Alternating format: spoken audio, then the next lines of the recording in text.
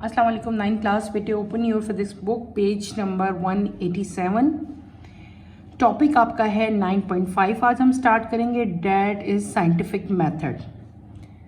बेटे इससे पहले साइंटिफिक मेथड आप लोगों ने बायोलॉजी में डिटेल से पढ़े थे कि साइंटिफिक मेथड क्या है कि कोई भी अगर आपको किसी भी तरह का कोई भी प्रॉब्लम फील होता है, वो चाहे बायोलॉजी की फील्ड में हो, चाहे केमिस्ट्री की फील्ड में हो, इवन हमारे पास अगर फिज़िक्स की फील्ड में भी कोई प्रॉब्लम फील होता है तो उसको साइंटिफिकली हम लोग किस तरह जो है उसको लेके चलेंगे, उसको किस तरह आइडेंटिफाई करेंगे। ठीक है, फिर आइडेंटिफिकेशन के बाद उसको जो है हम कौन से ऐसे वेज होंगे, हमारी ऑब्जर्वेशंस होंगी, हमारे एक्सपेरिमेंट्स होंगे, इन द एंड हम अपना रिजल्ट जो है वो देंगे और फिर उस वही रिजल्ट हमारा जो है वो थ्योरी बन जाती है। यानी कि साइंस में बेटे कोई भी जो प्रॉब्लम है उसको सॉल्व करने का एक मेथड है, उस मेथड को हम लोग क्या कहते हैं, साइंटिफिक मेथड कहते हैं।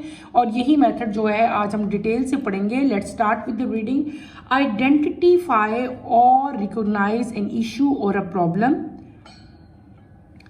बेसिकली इसको हम लोग क्या कहते हैं, साइंटिफिक मेथड कहते हैं। पहले मैं इस टॉपिक की रीडिंग करूंगी, देन मैं आपको जो है इसको एक्सप्लेन करूंगी। Let's start with the reading. Scientific method. Scientific method is a systematic approach used to search for truth of an issue and problem solving regarding natural and physical world. It is based on the following steps. Number 1, identify or recognize an issue or a problem. Number 2, gathered information through observation of its various aspects. Propose an explanation or a guesswork known as hypothesis. Perform experiment or collect evidences to test the hypothesis. Record, organize and analyze gathered data, plotting and interpreting graphs to reach at a conclusion which is called a theory. Repeated test of the theory to wide range of similar issue then lead toward the formulation of a law. Scientific method मैंने आपको पहले क्या बता दिया था कि बेटे science में जब भी कोई हमें किसी भी तरह की अपनी पूरे इर्द गिर्द जो है आपको कोई भी प्रॉब्लम फील होती है, तो जब हम साइंटिफिक मेथड से उसका प्रॉब्लम या उसका कोई एक प्रॉब्लम आ गई है उसका सोल्यूशन हमें निकालने के लिए एक पूरे स्टेप्स हैं, जिन स्टेप्स को पूरा करते करते हम लोग जो है उसका एक सोल्यूशन निकालेंगे। उन सोल्यूशंस को, उन स्टेप्स को हम लोग क्या कहते हैं, किसी भी प्रॉब्लम को सॉल्व करने के लिए जो स्टेप्स यूज़ हम करते हैं उसको हम लोग कहते हैं साइंटिफिक मेथड। इससे पहले आप लोगों ने बायो में भी बेटे इसकी एग्जांपल मैंने आप लोगों को पढ़ाई थी, जहाँ पे हमने मलेरिया को जो है एज ए साइंटिफिक प्रॉब्लम जो है वो देखा था और एक्सप्लेन मैंने किया था।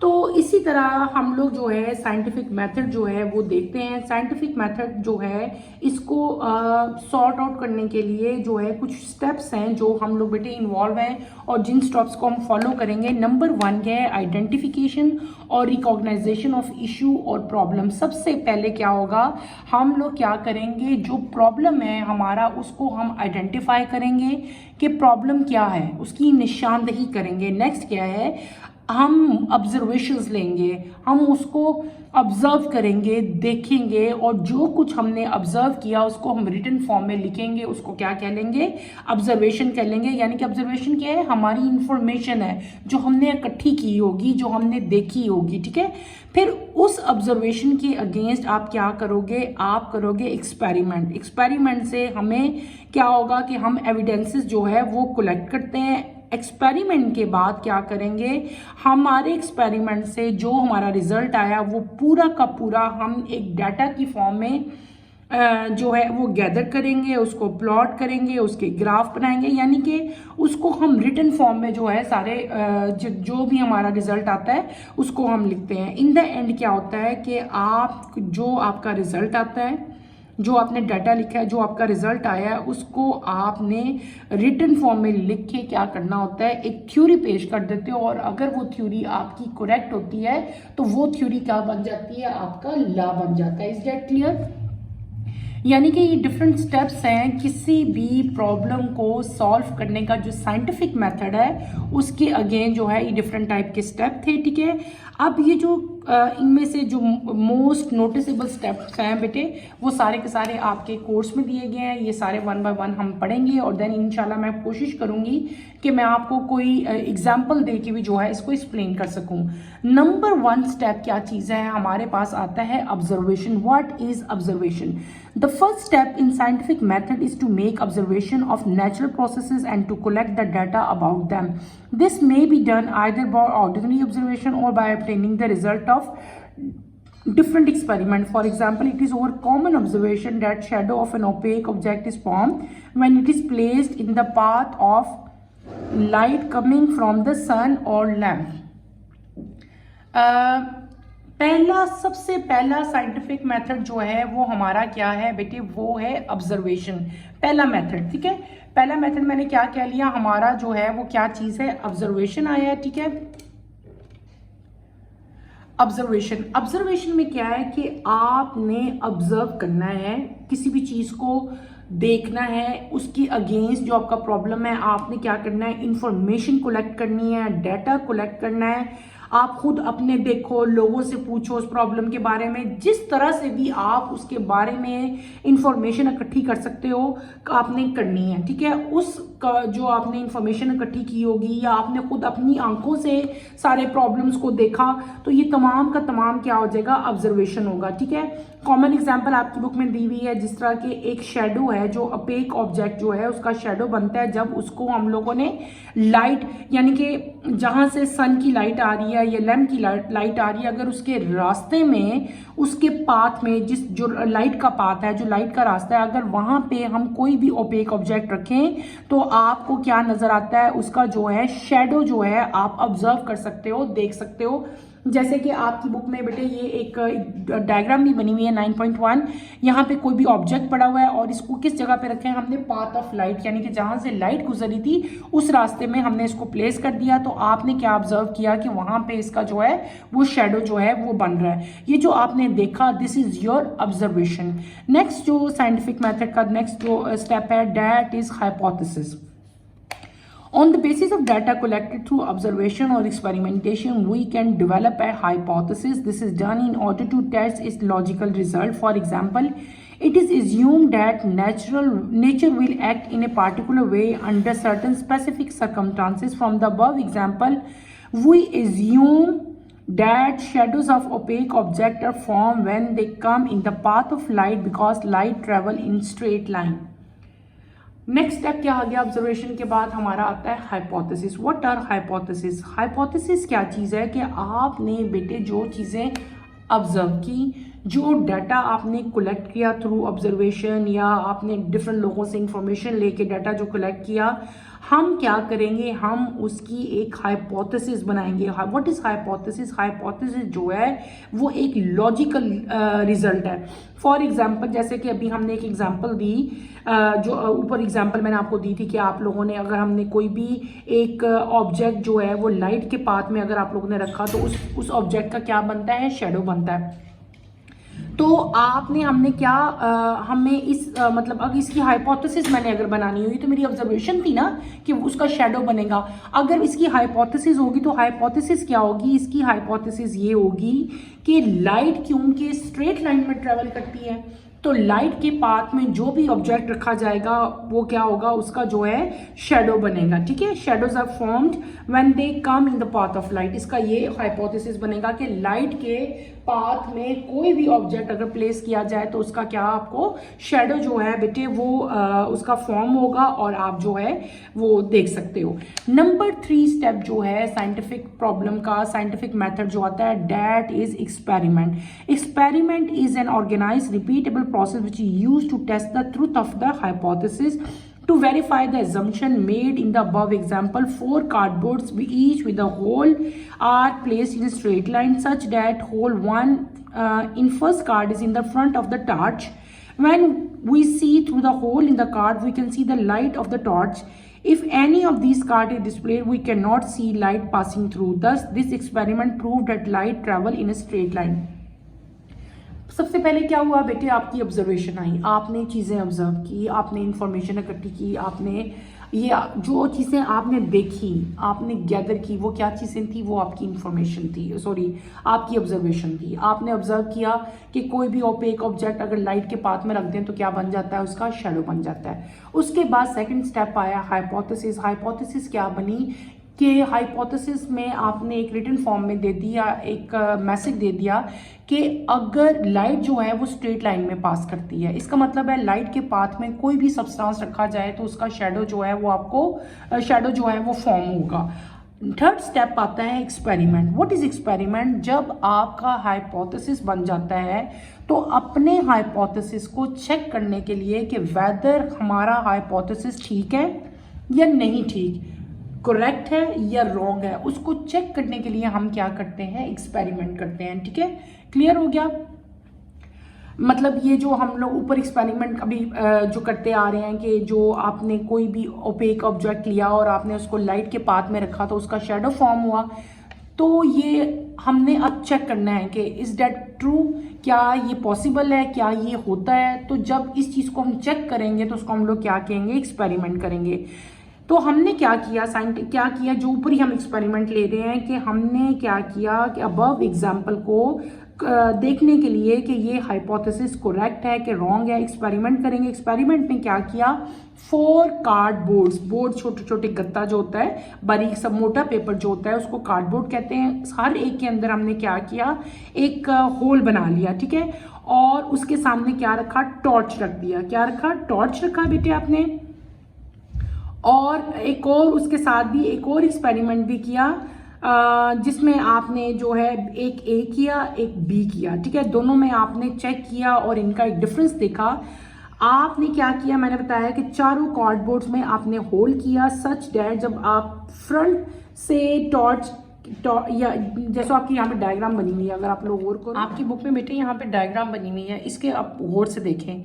यहाँ पे क्या है कि 4 कार्डबोर्ड्स हैं। ठीक है, इन कार्डबोर्ड्स के सेंटर में क्या किया गया है, होल किया गया है और इनके सामने क्या हमने रख दिया, टॉर्च रख दिया। जब टॉर्च को ऑन किया और आपने गौर से देखा तो लाइट जो है आपको स्ट्रेट इन होल के अंदर से जाती हुई जो है वो नजर आई है। ठीक है, इसका मतलब क्या हुआ कि लाइट जो है वो एक स्ट्रेट पाथ में ट्रेवल कर रही है। ठीक है, फिर आपने क्या किया, जब अगर आप सेकंड इसका स्टेप देखो, अगली जो डायग्राम है कि किसी भी एक कार्ड को अगर हम डिस्प्लेस कर दें, उसकी जगह को चेंज कर दें, उसको वहां से हिला दें, तो क्या होगा कि आपको फर्दर आगे लाइट की रे नजर नहीं आएगी, सिर्फ यहां तक नजर आएगी। क्यों? क्योंकि लाइट जो है वो तो स्ट्रेट पाथ में मूव कर रही थी। अब क्या हो गया, उसका पाथ जो है वो यहां से आपने जब दोनों कार्ड्स हिलाए तो आपको अब इस होल के अंदर से नजर नहीं आएगी। अगर तो ये अपनी जगह पे पड़ा रहता है, यानी कि हमने कार्ड की जो प्लेसमेंट थी, जो कार्ड्स रखे हुए थे वो हमने स्ट्रेट फॉर्म में रखे हुए थे ना, तो स्ट्रेट लाइट गुजर रही थी तो आपको पूरी लाइट की जो रे है वो नजर आ रही थी। लेकिन जब आपने कार्ड यहाँ से डिस्प्ले कर दिए तो लाइट का तो पाथ वो ही रहा, लेकिन अब आपको नजर नहीं आ रहा क्योंकि कार्ड आपने वहां से शेप, उसकी जगह जो है वो क्या कर दी, चेंज कर दी। इस एक्सपेरिमेंट से ये चीज प्रूफ हुई कि लाइट जो है वो स्ट्रेट लाइन में जो है वो ट्रेवल करती है। अगर इन कार्ड्स को डिस्प्ले कर दिया जाए, उनकी जगह से हटा दिया जाए, तो हमें जो लाइट उसके अंदर से पास हो रही थी वो नजर नहीं आएगी। तो इस एक्सपेरिमेंट से बेटे क्या चीज प्रूफ होगी, इस एक्सपेरिमेंट से प्रूव हो गया कि लाइट जो है वो स्ट्रेट लाइन में ट्रेवल करती है। Is that clear? अब हमने साइंटिफिक मेथड के 3 स्टेप्स पढ़ लिए। पहला क्या पढ़ लिया, ऑब्जर्वेशन। दूसरी क्या चीज पढ़ ली, hypothesis. And third is experiment. Now fourth is theory. After the successful verification of an assumption and with the help of careful experimentation, it became a theory and it is applicable to similar phenomena. With the help of the above experiment, the assumption has been proved that light travel in a straight line, so it is then become a theory. It is a logical explanation of the causes effect of an issue or an event that occurs in nature. अच्छा, जब आपका experiment आपने कर लिया बेटे, experiment के बाद आपकी क्या आता है, थ्योरी आती है। What is theory? थ्योरी क्या चीज़ होती है?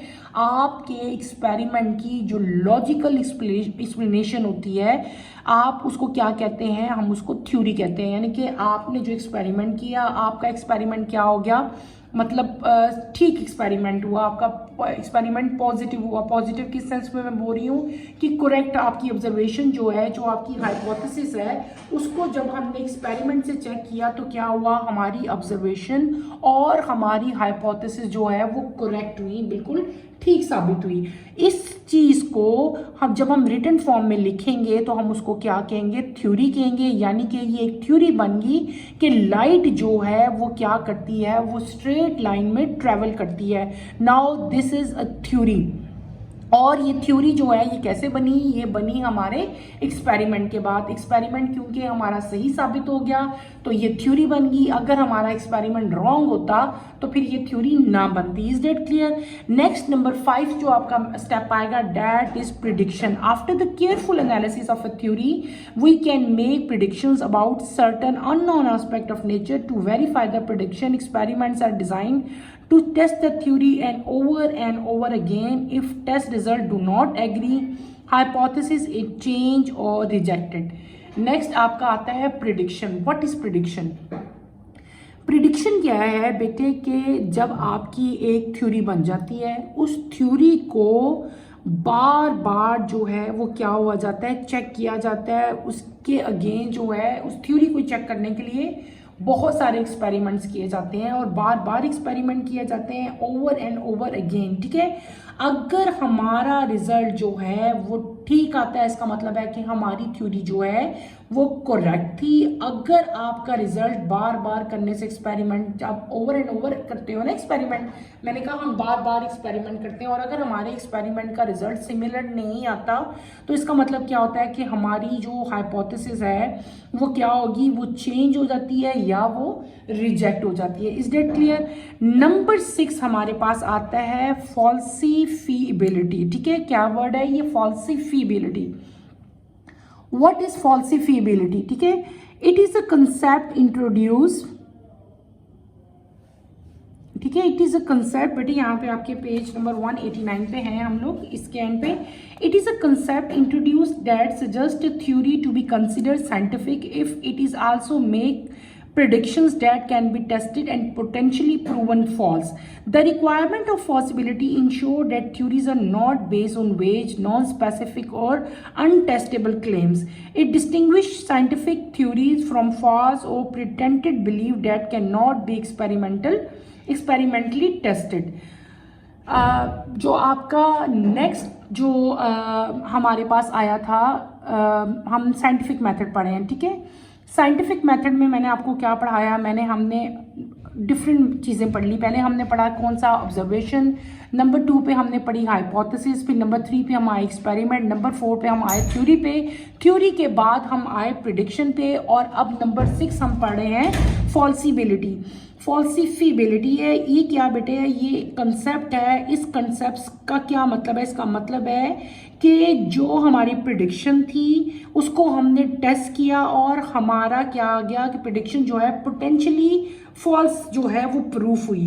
लेकिन हमने अभी इस चीज़ को इंश्योर नहीं करना, इस चीज़ को हमने कि हमारी थ्योरी जो है वो भी गलत है, बल्कि हम क्या करेंगे, हम इस तरह का कोई क्लेम नहीं देते कि आपने जो भी काम किया आपकी ऑब्जर्वेशन रॉन्ग है या आपकी थ्योरी रॉन्ग है। बल्कि क्या करेंगे, हम जो है जो साइंटिफिक थ्योरीज हैं और जो आपने प्रेडिक्शंस दी हैं उनको हम दोबारा से जो है एक्सपेरिमेंटली जो है उनको दोबारा से हम चेकआउट करेंगे। और मतलब अगर आपका, इसका मतलब आपको इस तरह मैं समझा सकती हूँ बेटे कि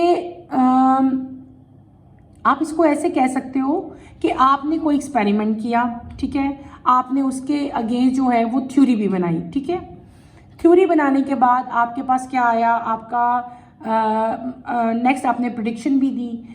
लेकिन क्या हुआ बेटे कि आपका जो है तो बेटे मैं आपको इजी वर्डिंग में फॉल्सिफिबिलिटी को इस तरह एक्सप्लेन करूंगी कि ये एक लॉजिकल पॉसिबिलिटी है कि थ्योरी या आपकी हाइपोथेसिस या आपकी स्टेटमेंट जो है can be proven false through observation और एक्सपेरिमेंट्स।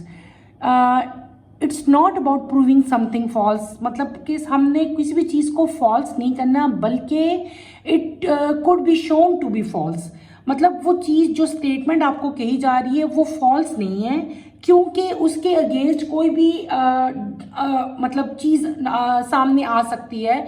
इसकी एग्जांपल मैं आपको यूँ दूंगी कि जैसे एक स्टेटमेंट है कि तमाम के तमाम जो स्वॉन्स हैं वो वाइट कलर के होते हैं। तो ये क्या चीज़ होगी, ये इस अगर मैं कहती हूँ कि इसमें मैं अगर फॉल्सिफिबिलिटी बनाऊंगी तो वो क्या होगा, तो ये एक फॉल्सिफिबिलिटी होगी कि तमाम के तमाम सॉन्ग जो हैं वाइट है। तो ये जो मेरी बात है ना, जो मैं कह रही हूँ कि तमाम स्वॉन्स वाइट है, ये मेरी जो वर्ड है, जो मैंने जुमला बोला है, ये क्या होगा, ये फॉल्सिफिएबल होगा। क्यों? क्योंकि ब्लैक स्वान भी एग्जिस्ट करते हैं।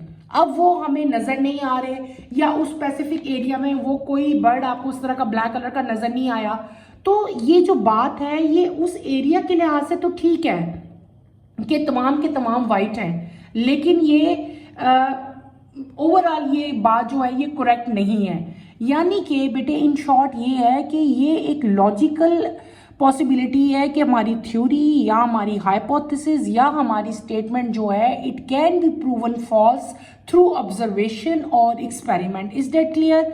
आपने बस इसकी सिर्फ और सिर्फ डेफिनेशन याद करनी है और इसमें कोई ऐसा आपने कंफ्यूज नहीं होना। ये एक ऐसा कंसेप्ट है जो कि सजेस्ट करता है कि थ्योरी जो है और जो आपकी प्रिडिक्शन, हमने थ्योरी से जो प्रिडिक्शन बनाई है और जो टेस्ट किए हैं, तो वो पोटेंशियली जो है वो फॉल्स साबित हुई है। ठीक है, पोटेंशियली वो फॉल्स है, लेकिन उसमें हकीकत भी है। जो आपने ऑब्जर्वेशन की थी वो प्रूव भी हुई थी। ठीक है, वो सही थी, आपने देखी थी, लेकिन जब हमने उसकी प्रिडिक्शन की और जब हमने उसकी थ्योरी बनाई तो वो क्या साबित हुई, वो बेटे फॉल्स साबित हुई। Is that clear? I hope कि आपको समझ आ गई होगी, कोशिश तो मैंने की है। उसके बाद नेक्स्ट हमारा स्टेप जो आता है that is law. When a theory has been tested many times and generally accepted as true, it is called a law. The law is such a statement regarding the behavior of the nature which explains that observation and experiment of the past and can predict about other aspect of nature. From the fact that light travel in a straight line, we can predict that shadow of an opaque object similar in shape is formed whenever it is placed in the path of light. For example, the shadow of a ball will be round, whereas the shadow of a rectangular block will be rectangle. After testing the theory under different situations, this become a law of science that light travel in a straight line. The theories or laws of physics are man-made ideas about the way of things work. They are liable to be disproved or modified with the future advances in the science which bring fresh fact and new insight about the natural and physical world.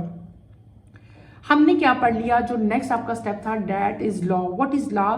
जब आपकी बेटे theory अगर सही साबित हो जाती है, ठीक है, उसके बाद वही थ्योरी आपकी जो है वो क्या बन जाती है, थ्योरी को बार बार, मैंने आपको क्या बताया था, थ्योरी के बाद क्या आता है, आपका प्रिडिक्शन होती है कि आपकी थ्योरी जो है आप उसको बार बार चेक करते हो, बार बार ओवर एंड ओवर जो है एक्सपेरिमेंट किए जाते हैं। अगर आपके एक्सपेरिमेंट का रिजल्ट हमेशा सेम आए तो आपकी थ्योरी बेटे क्या बन जाती है, आपकी थ्योरी लॉ बन जाती है।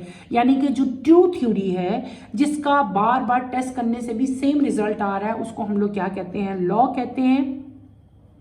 और जो लॉ होता है वो एक स्टेटमेंट की फॉर्म में होता है और वो हमारी ऑब्जर्वेशन को और हमारे एक्सपेरिमेंट्स को जो हमने पास्ट में किए होते हैं उसको करेक्ट साबित कर देता है। अभी जो एक्सपेरिमेंट हम कर रहे थे, हमने पहले ऑब्जर्वेशन की, फिर हमने उसकी हाइपोथेसिस बनाई, देन आपने एक्सपेरिमेंट किया, फिर थ्योरी की, उसको हमने लॉ बना दिया। लॉ हमारा क्या बन गया कि लाइट जो है it travel in straight path. ठीक है, ये क्या चीज बन गई, अब ये हमारा लॉ बन गया। और आज तक आप लोग यही लॉ पढ़ते आ रहे हो कि लाइट जो है वो स्ट्रेट पाथ में ट्रैवल करती है। ठीक है, और उस जब वो स्ट्रेट उसके रास्ते में कोई भी अगर जो है ओपेक ऑब्जेक्ट रखा जाए तो उसका जो इमेज बनता है, जो उसका शेडो बनता है, वो क्या बनता है, सिमिलर इन शेप बनता है। अगर आप लाइट के पाथ में कोई भी बॉल रखते हो तो जो आपको उसका शेडो नजर आएगा वो भी बॉल ही की शेप का राउंड में नजर आएगा।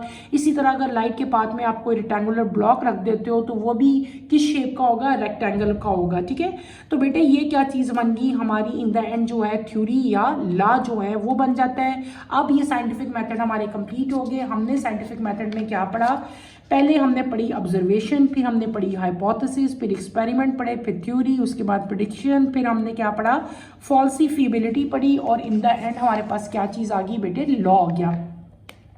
एक छोटी सारी एग्जांपल मैं आपको देती हूँ ताकि आपको फर्दर जो है क्लैरिटी आ जाए एक इसी पूरी एक्सपेरिमेंट में। देखो बेटे, आम रूटीन में मैं एग्जांपल देती हूँ। आप लोग सबसे पहले हमने क्या करना है, ऑब्जर्व करना है। आप किसी रोड पे जा रहे हो, सपोज आपने वहां पे देखा कि वहां पे एक चौक है। चौक का मतलब क्या है कि वहां पे 4 रोड्स हैं, ऐसे रोड जा रही है, एक उसके ऑपोजिट रोड जा रही है, यूं रोड है और यूं रोड है। आपने ऑब्जर्व किया कि यहाँ पे रूटीन में मैं रोज नोट कर रहा हूँ कि यहाँ पे जो है क्या है, रोज कोई ना कोई जो है एक्सीडेंट होता है। आप रोज ऑब्जर्व करते हो, रोज देखते हो, तो ये जो आप देख रहे हो और आपको इंफॉर्मेशन ही मिल रही है कि इस एरिया में जहां पे 2 रोड्स आपस में मीट कर रही हैं, यहाँ पे क्या हो रहा है, रोज एक्सीडेंट हो रहा है। तो ये जो चीज आप देख रहे हो इसको क्या कहते हैं, ऑब्जर्वेशन कहते हैं। ठीक है, फिर आपने क्या किया, आपने एक हाइपोथेसिस बनाई। हाइपोथेसिस में आपने क्या कहा कि यहाँ पे इस एरिया में जो है, क्योंकि ट्रैफिक लाइट्स नहीं है, ट्रैफिक नहीं रुक रही, हर तरफ से ट्रैफिक आ रही है चारों तरफ से, तो यहाँ पे एक्सीडेंट ज्यादा होते हैं। अब ये आपने अपनी एक हाइपोथेसिस बना दी। इस हाइपोथेसिस को चेक करने के लिए आप लोग क्या करोगे, एक्सपेरिमेंट करोगे। एक्सपेरिमेंट करोगे, 2 डिफरेंट आप जगह देखोगे। एक वो जगह लोगे जहां पे ट्रैफिक सिग्नल्स लगे हुए हैं और एक आप वो जगह लोगे जहां पे ट्रैफिक सिग्नल्स नहीं है। अब आपने कुछ दिन उनको ऑब्जर्व करना है। आपने देखना है कि जब ट्रैफिक सिग्नल जहां पे हैं वहां पे क्या है, ग्रीन लाइट ऑन होती है तो एक साइड की ट्रैफिक रुकती है, दूसरी साइड की चलना शुरू हो जाती है। दूसरी के सिग्नल्स ऑन होते हैं तो पहली वाली चलना शुरू हो जाती है, यानी कि वहां पे कोलैप्स नहीं हो रहा, गाड़ियां एक दूसरे से टकरा नहीं रही और जो ट्रैफिक की रवानगी है वो स्मूथ है और वहां पे जो है 0% है एक्सीडेंट की। दूसरे केस में जहां पे ट्रैफिक लाइट्स नहीं लगी हुई, वहां पे हर तरफ से जो है ट्रैफिक आ रही है, एक दूसरे के साथ कोलैप्स हो रही है, टक्कर हो रही है और वहां पे जो है बहुत ज्यादा एक्सीडेंट्स हो रहे हैं। ये क्या था, ये आपका एक्सपेरिमेंट था और एक्सपेरिमेंट से ये चीज आपकी मतलब करेक्ट होगी, आपकी हाइपोथेसिस के जो ट्रैफिक लाइट्स जहां पे लगी होंगी ना वहां पे एक्सीडेंट जो है आपके कम होंगे।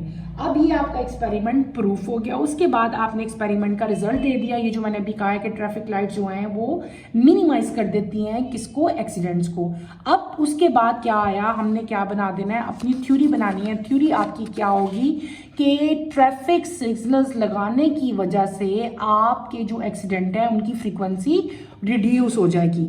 उसके बाद हमारा इन द एंड जो है वो लॉ बन जाता है और लॉ क्या बनता है कि ट्रैफिक लाइट जो है वो एक्सीडेंट्स को कंट्रोल कर लेती हैं, उनको रेगुलेट कर लेती हैं, उनकी परसेंटेज को जो है रिड्यूस कर सकती हैं। ये मैंने आपको एक रूटीन एवरीडे लाइफ से एक एग्जांपल दी ताकि आपको फर्दर जो है वो क्लैरिटी आ जाए।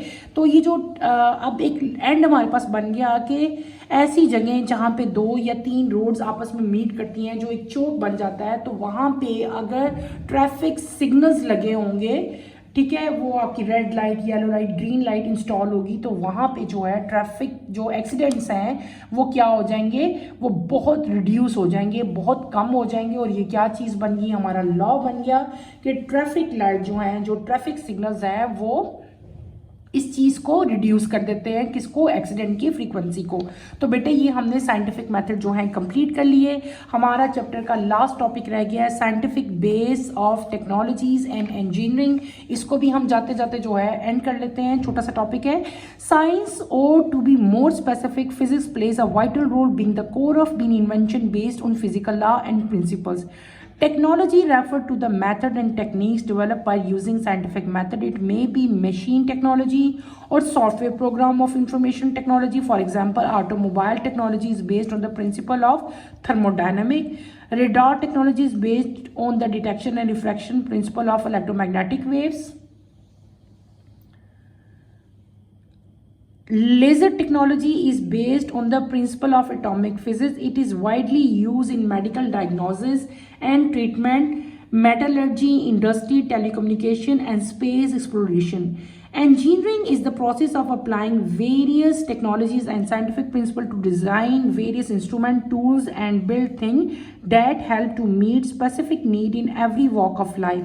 Engineers also consider factors like cost effectiveness and safety measures when designing various products. Example include civil engineer design a bridge that can withstand strong winds, earthquakes, intense weather conditions, and heavy traffic. A software engineer design a user-friendly application of smartphone. An aviation engineer looks for lighter material which can withstand sudden and severe disturbances and extreme weather conditions during the flight of an aeroplane. Though the science, technology, and engineering fields seem distinct, but they often work together. Scientific discoveries led to new technologies. Engineers rely on scientific knowledge for our benefits and comforts. They are the potent for change in the outlook of mankind in shaping lifestyle and influencing our way of thinking. छोटा सा topic था scientific base of technologies and engineering. Science जो है बेटे, science में हम जो book पढ़े हैं, जो हमने अभी सारी बुक अपनी कंप्लीट कर ली, हमने क्या फिजिक्स पढ़ी. फिजिक्स जो है एक वाइटल रोल जो है वो प्ले करती है. इन्वेंशन जो है किस चीज़ पे बेस करी होती हैं बेटे, फिजिकल लॉज पे और उसके प्रिंसिपल्स पे.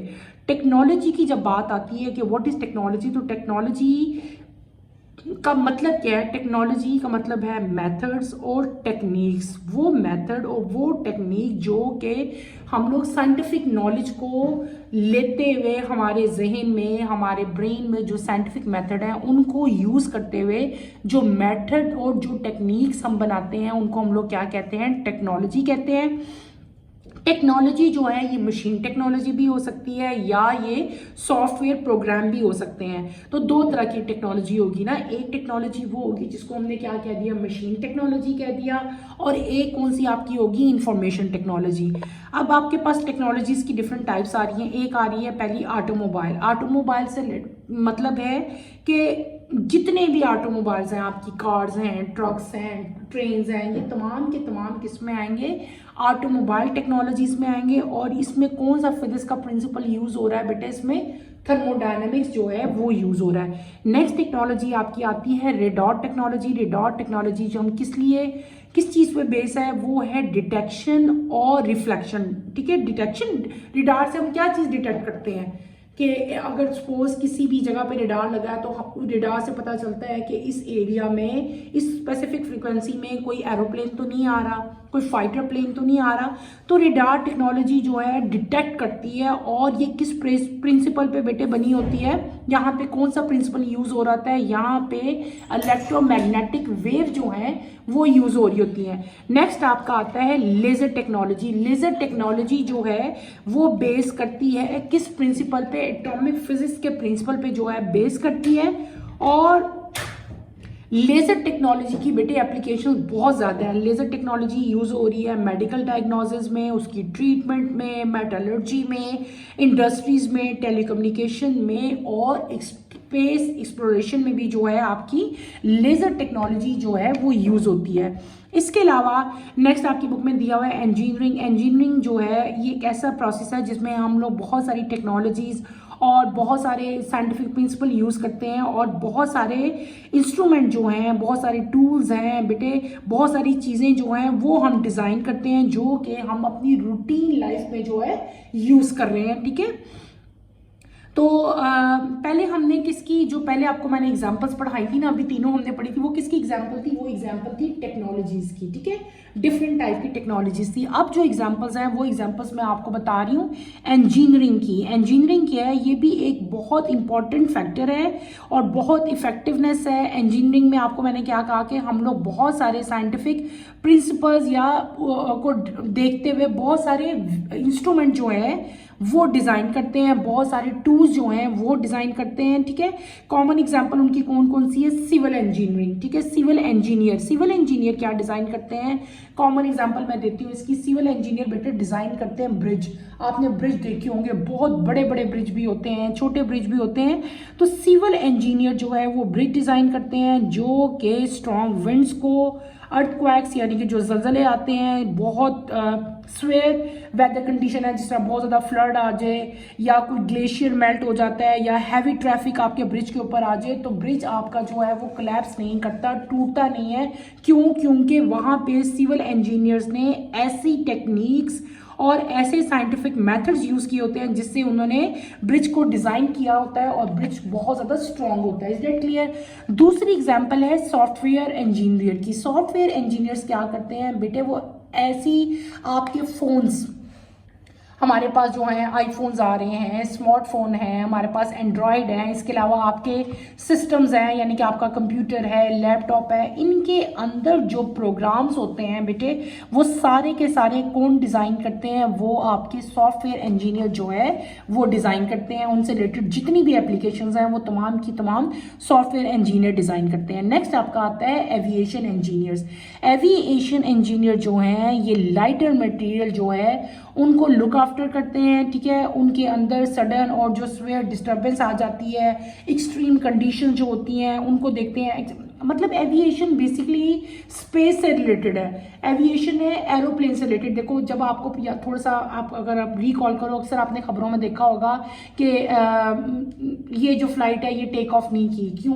क्योंकि जो है वेदर कंडीशन ठीक नहीं थी, बहुत ज़्यादा फोगी थी, जो उसकी विजिबिलिटी थी वो बिल्कुल ज़ीरो थी, या बहुत ज़्यादा हैवी स्नो थी, या ये हो सकता है कि बहुत ज़्यादा हैवी रेन थी। तो ये तमाम की तमाम चीज़ें जो हैं ये इनसे पता चलता है कि आपकी जो फ़्लाइट है वो टेक ऑफ नहीं कर सकती, या आपकी फ़्लाइट जो है वो लैंडिंग उसकी नहीं हो सकती। और ये तमाम काम जो है ये कौन कर रहे होते हैं? ये एविएशन इंजीनियर जो है वो कर रहे होते हैं। तो साइंस जो है इसकी वजह से हम बहुत ज़्यादा टेक्नोलॉजीज़, बहुत ज़्यादा इंजीनियरिंग फील्ड जो हैं ये सारी कंबाइन होके जो है इसमें बहुत सारे फिजिक्स के प्रिंसिपल और लॉज जो हैं वो यूज़ हो रहे हैं बेटे।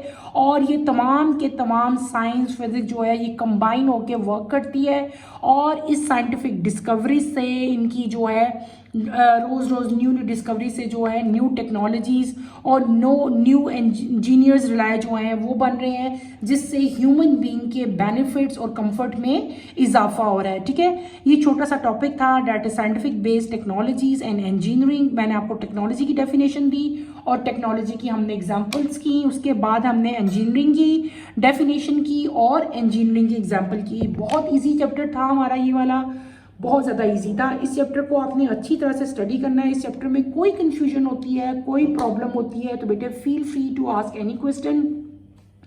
यहीं पे मैं अपना टॉपिक ख़त्म करती हूँ। हमारी बुक का ये लास्ट चैप्टर था, आपने इसको अच्छी तरह से स्टडी करना है बेटे, और कोई प्रॉब्लम होती है तो आपने मेरे से पूछनी है। इसके साथ ही यहीं पे इंशाल्लाह मैं अपना जो है ये वाला टॉपिक हम ख़त्म करेंगे, और फिर उसके बाद हम लोग अपनी एक्सरसाइजेज जो है वो शुरू करेंगे। अब मैं आप लोगों को फर्स्ट चैप्टर की जो हमारी ख़त्म चैप्टर के एंड पे जो एक्सरसाइज है ना वो मैं इंशाल्लाह आपको जो है अब कंप्लीट करवाऊँगी, और उसके बाद हम आहिस्ता आहिस्ता जो है तमाम चैप्टर जो हैं उनकी एक्सरसाइजेज जो है वो कंप्लीट करेंगे। टिल देन इंशाल्लाह कमिंग लेक्चर में फिर मुलाकात होती है। टिल देन अल्लाह हाफिज़। टाइम क्लास, टेक केयर बेटे, अपना ख्याल रखिएगा।